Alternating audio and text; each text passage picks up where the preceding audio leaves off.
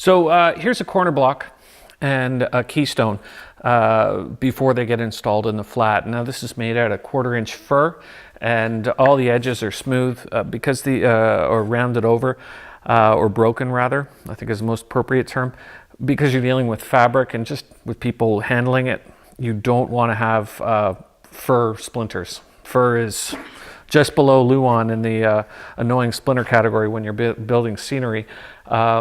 And you can make this out of a lot of different 1/4 inch materials. I like fir. And I think the important thing to recognize when you're using this stuff is the grain direction. So when it's together, what you need is to have grain crossing the seam. So some people cut their corner blocks so that the grain is going either in this direction or this direction. But then when you install it, you have to pay attention to which way it's facing so that the grain always crosses the joint in the flat. And so what I've learned to do is actually cut this so the grain is going in this direction, so no matter which way I put it, I still have the grain always following or crossing the actual joint. With the Keystone, I have the grain going vertically because the joint is going to be right here. Okay, and the grain going vertically, it just makes it a stronger joint, as it does with the corner block. Pardon me. So I'm going to show you how I cut those on the chop saw.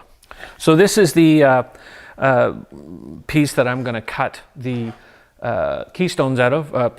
Keystones, and all this is a cross cut from a rip of plywood. The piece wasn't a full 4 feet wide when I started, and this is 7 7/8.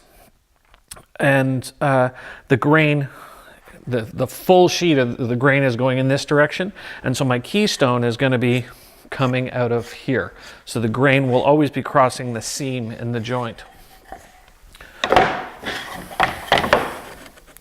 So what I do is I just set it at 5 degrees.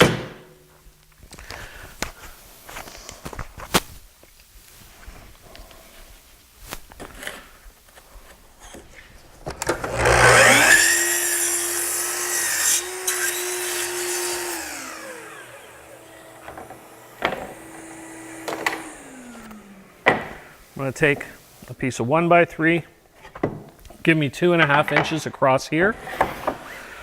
And I've flipped the board. So I'd cut it here, I'm flipping it here. I'm lined up on the outside of the 2.5 inch mark.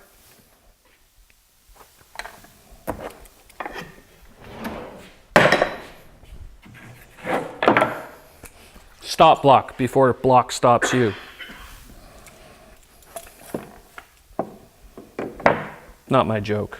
I think it's a fella named Greg Hefford's joke, but I just like seeing it.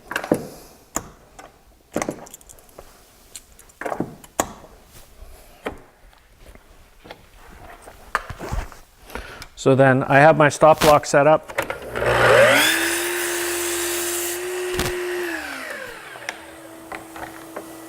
Flip it.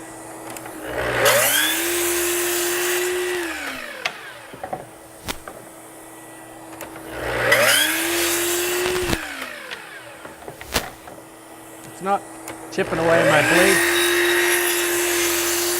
My blade's pretty sharp, but if it were splintering away on me, what I'd do is I'd score the top and finish the cut.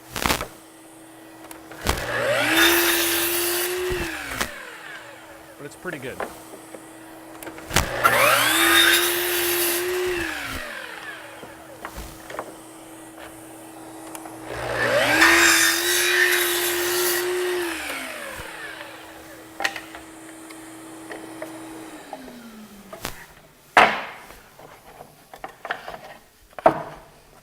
All the Keystones. Now, what I've done is I've just chosen a length of Keystone 7 7/8. These are one-off flats. They're going to last for about a month. If I were doing something and it were touring for a really long time, I might make the Keystones a little bigger, but I don't need to. It's in this instance, this is plenty strong. And my corner block, I pretty much got my corner block the same height, just so it looks better on the back. It could be a little bigger, it could be a little smaller, not that much smaller for strength, but I just think it looks better. So I had to figure out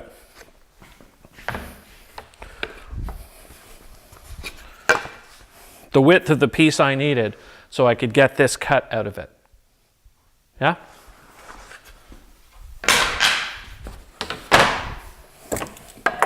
For this one, I don't need a stop block. I set the fence to 45 degrees. I'm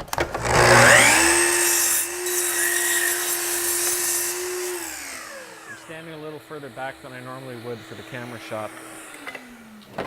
Flip it over. The laser on the Capex is pretty darn accurate, which I really enjoy. All I do is I just line up the laser with the point that I need to make my triangle. And I just repeat that. With this particular cut, what I find is the guard on the Capex actually grabs this. So I do the cut, lift it a bit to get the guard past it.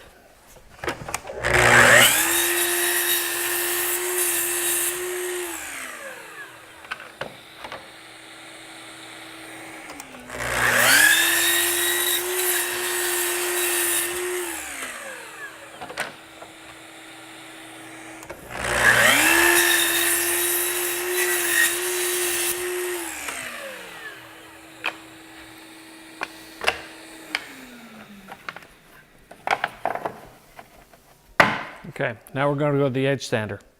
So this is an edge sander. It's got a belt. This is a fairly old 60-degree belt. So it's probably somewhere around 100 grit right now. 60 degree. Did I say degree? I meant grit. 60 grit belt, but it's probably around 100 grit because it's been around a while. The first thing I'm going to do, and this is going to get noisy. First thing I'm going to do is I'm going to turn on the dust collector, I'm going to turn on the edge sander, and then I'm going to use the crepe block to clean out the sawdust in the belt. So one of the ways my belts last as long as I get them to last is I keep cleaning them before every use. Also, I don't hold a piece of wood in one location. If you do, you end up with a burn line in the belt, and you'll never get that out. So when I do sanding, I have a plan to make an angled bed on here so that as I'm sanding, it's still very close to parallel to the grit, but I'm going to be able to slide up and down to make use of the whole belt, the height of the belt. And the sander at my work has a tilting bed and this one doesn't, and I want it. So I'm just going to add a little runway ramp there. So at any rate, I'm going to clean it, and then I'm going to take this one's already done, and essentially all I do, because the belt is traveling in this direction on the face, so this direction here, so on the face it's traveling right there. I'd never want to hold a piece of wood like this because it'll jam on me. So whenever I'm doing anything, if anything, I want the wood to naturally be able to move in that direction, because having one of these jam on you, well, it sucks. So I'm going to go to cleaning it, and then I'm going to get these all done.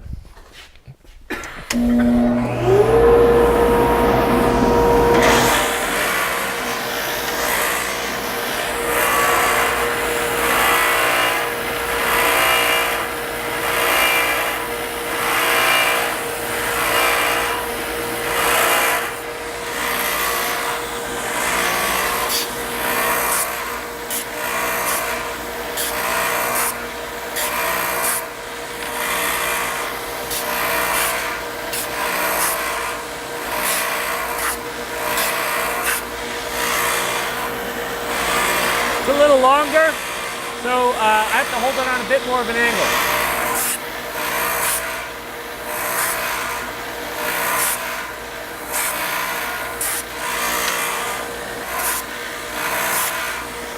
And I know it'll be tons of fun to watch me finish this sanding, but I'm going to do it off camera.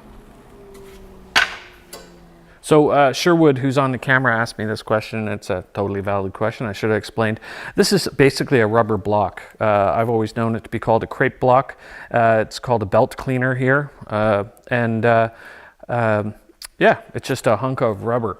I've never tried to use it as an eraser, but it was about this long when it started, and I've had it for about 15 years, and it just kind of works its way down. Yeah, I just hold it on there, rub it up and down, and it keeps the sawdust from gunking in there. And if you have less sawdust in between the grit on the sandpaper, and when there's friction there, it'll actually just cook the sawdust in there, and it'll make the grit way less effective. So this just keeps it clean until you eventually have to replace the belt, and until your crepe block gets to be about this big, and then you don't really want to do it anymore, because then it's a knuckle buster and it kind of sucks too.